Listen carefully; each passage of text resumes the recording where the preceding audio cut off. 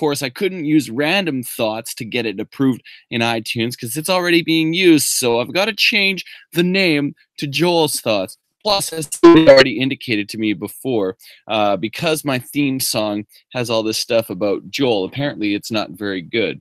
But that guy is neither here nor there, and he expects the podcast to be done in 5 minutes. Can't be done for Big Brother. There's too much stuff to talk about. So this is another edition of Joel's Thoughts. I'm going to recap this week in Big Brother 20. So this is going to be really bad as usual because all of my podcasts are really bad and nobody watches because the lighting is poor. I don't know how to fix it.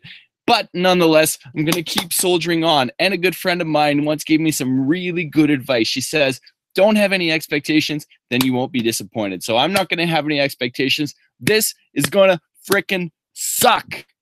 Here we go. Let's go, baby. This week in Big Brother season number 20. Let's do it. All right. So the competition, first I was a little confused. I was like, okay, they just got to like go down the track. And then it took me a second time to watch the episode on Sunday to make me realize that, oh my God, you've got to like do it in exactly 8 seconds. I was like, frick, Fessy's killing it. He just went up and down, but no, he didn't. So long story short, Bailey wins head of household.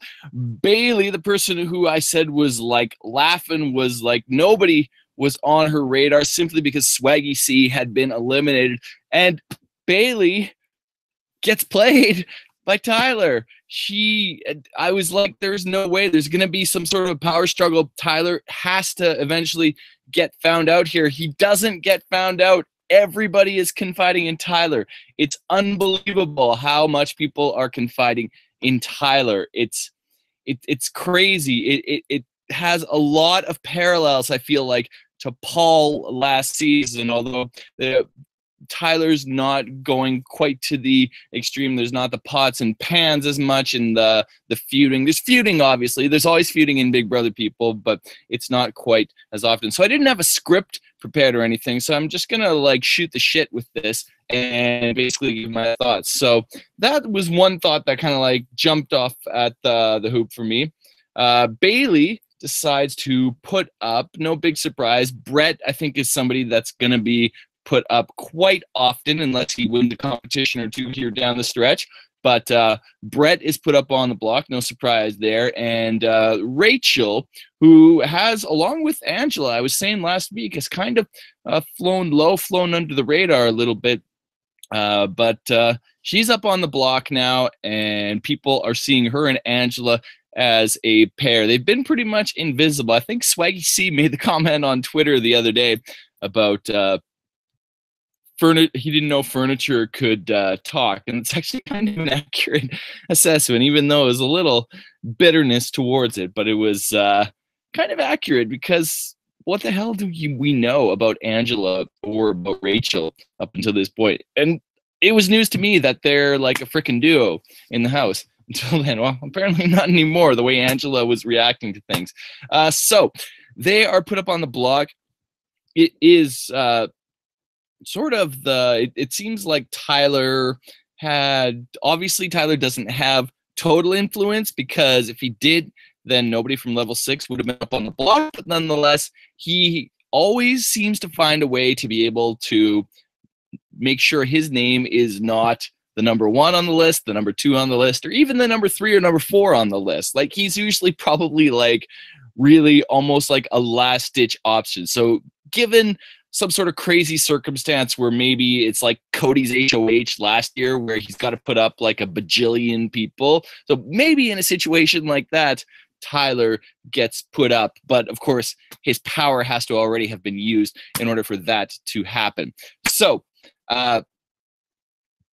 Tyler gets probably, even though his alliance is up, Tyler gets kind of his way in the sense that not his closest ally in Sam is not put up, but he's also like not really in any specific danger as well. One of the big surprises this week I want to talk about is I talked about it last week, how this person I thought was kind of going to be an ultimate GOAT and somebody who I didn't think was going to provide any strategic game whatsoever, but he actually impressed me this week. And that was that rogue vote that JC threw last time, that people were like totally invisible, and it actually it's very rare. And I was like, there's no way he's going to be able to cover his tracks. So I'm curious to know from you guys. Look, I'm doing something engaging and I'm asking you guys a question. That should cause some views or listens.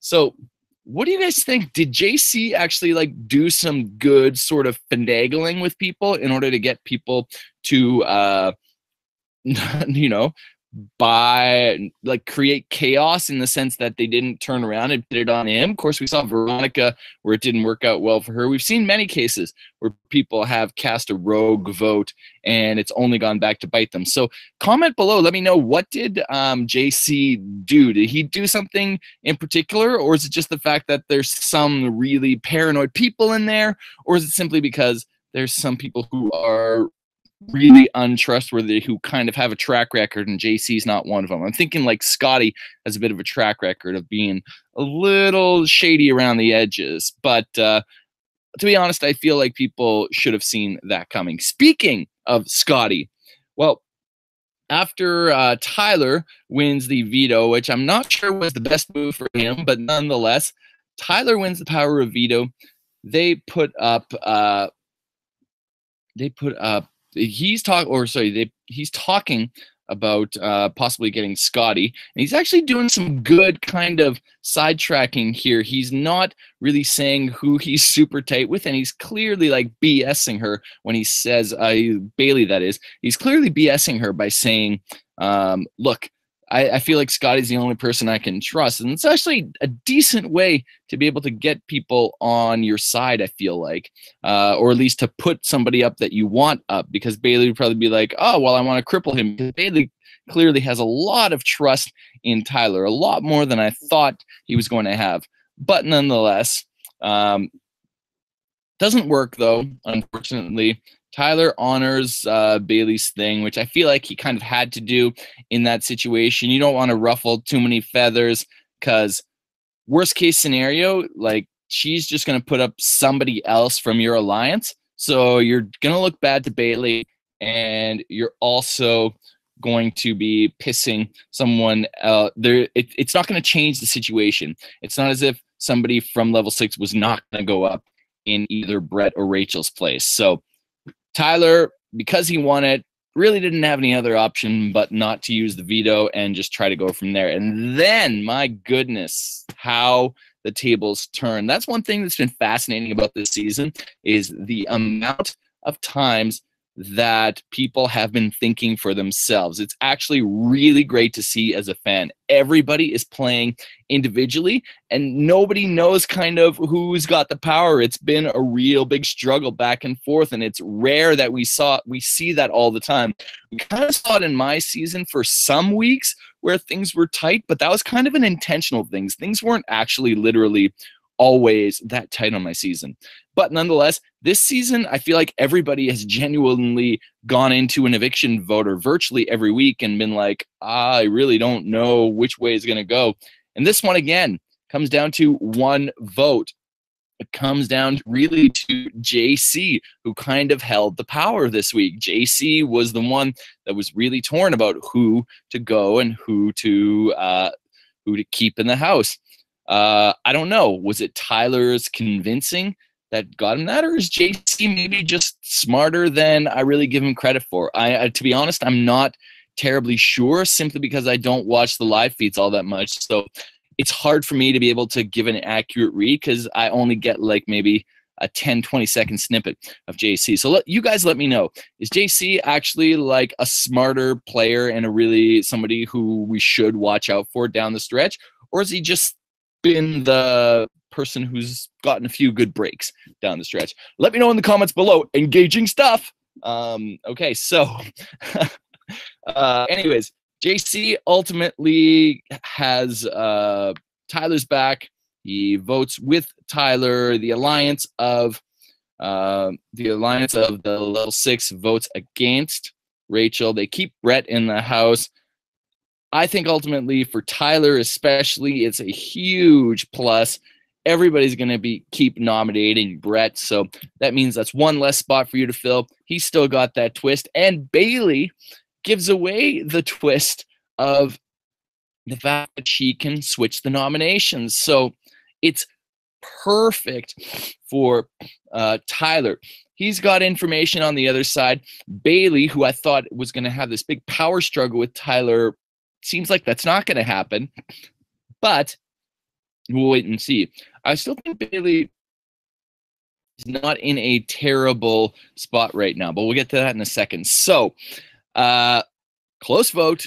Really tight once again. You gotta love that when you're a fan, no matter what side you're cheering for. I guess unless you're like Rachel's family, then you obviously don't like it. But as a fan, isn't that what we want? Is like two sides of the house, whatever side we're cheering for, we're going there thinking, oh, we have a chance, we're going to do this, right? And vice versa. If you're cheering for either Brett or Rachel in the game, don't you want to go into a vote thinking like, oh, maybe we got a chance, we got a chance, you got a chance? It's a great thing. It's nothing whether you're a fan of one alliance or one person in particular, or whether you're a fan of just the game in general and seeing some big things happen. You have to love the fact that it's a split house, and it has been a split house from the very beginning. So it's a really, really great thing to see when it comes to that. So Rachel goes home. Angela absolutely thrashes her. I have no idea where that come from. I have no idea why Angela, who was supposedly so tight with Rachel throughout the whole game up until that point, I don't know where she lost faith in Angela. Again, is it Tyler really just like doing some good work with Angela, or is it simply just like some reputation that Rachel has? But that kind of like really took me off guard a little bit. So let me know. Comment in the section below. Engaging. So yeah, that was interesting. The goodbye message is a little risque simply because you have to think when you're a fan of the show that one of these people might potentially come back. So you almost, I know it's not the jury stage yet, but you got to think of it as almost like jury management, because if people have bad feelings about you, then that could ultimately come back to bite you, whether it's in a jury situation or whether it's somebody comes back in the house and is like, shit, that person said this about me, and well, I'm going to go after them now, screw them. Like, it can only do you harm. So Angela was, I think, playing a really good under the radar game, a really underrated game, but she's kind of emerged as a bit of the villainess, which is kind of interesting because we haven't seen really a female villain, a true big female character villain, probably since season 15 of Big Brother. So it's interesting that Angela has all of a sudden kind of like emerged into that role. So anyways, Rachel is devastated, obviously. It was probably the purest and rawest thing I've ever seen. And yeah, that was probably the most tense I've ever seen a Julie Chen interview after the fact. And to be honest, if I had probably gone out that way and that early in my season, I don't know. I can kind of sympathize with Rachel a little bit, even though she did make a few faux pas and definitely trusted in some of the wrong people. But nonetheless, we get to the HOH competition. It's a split house. They have no idea. I gotta think that Tyler is doing some kind of damage control in between that time. Tyler is somebody who is always thinking at least a little bit ahead, to think like, okay, this is what I'm gonna do, so here's how I gotta cover my tracks. And that's the mark of a great Big Brother player, is somebody who doesn't think too far ahead, but thinks a little bit ahead and is like, well, if I do this, then this is going to happen. I do this, this is going to happen. You do this, I'm going to do that. It's kind of like that Office episode where Creed is playing chess with Jim. And then Jim's trying to make a movie. He goes, no, no, no. You do that, I'm going to do this. You do that, I'm going to do this. You do that, I'm going to do this. You don't want to do that. Funny, funny stuff. Engage. So besides that, so HOH happens. Who wins? Level 6 takes it. It's Angela, who is the new head of household. So I gotta think the smart move at this point is to put up, I mean, if the smart move has got to be to put Bailey up for sure, force her to use that power, get that power out of the way. That way she has to kind of switch up nominations. And yeah, hopefully Bailey and Fessy, I think, for a level 6 is the smart way to go about it. We'll see which way Angela goes. We'll see if Tyler can finagle his way, since he's got a level of trust with Bailey. Maybe that stuff he planted earlier about him being tight with Scotty will get Bailey to switch up nominations and put up somebody like Scotty, which is not somebody who is really going to hurt the game of Tyler at all. But one quick thing I do want to touch on before I head out here is that we are getting close. So that's kind of what I see coming up in the weeks ahead, what I think would be the smart move. Let me know what you guys think will be the smart move down below. Oh, I did another engaging thing. I'm doing great at this question asking thing, but nobody watches or cares. Some people care, because everybody has hearts. So if you have a heart, that means you technically care.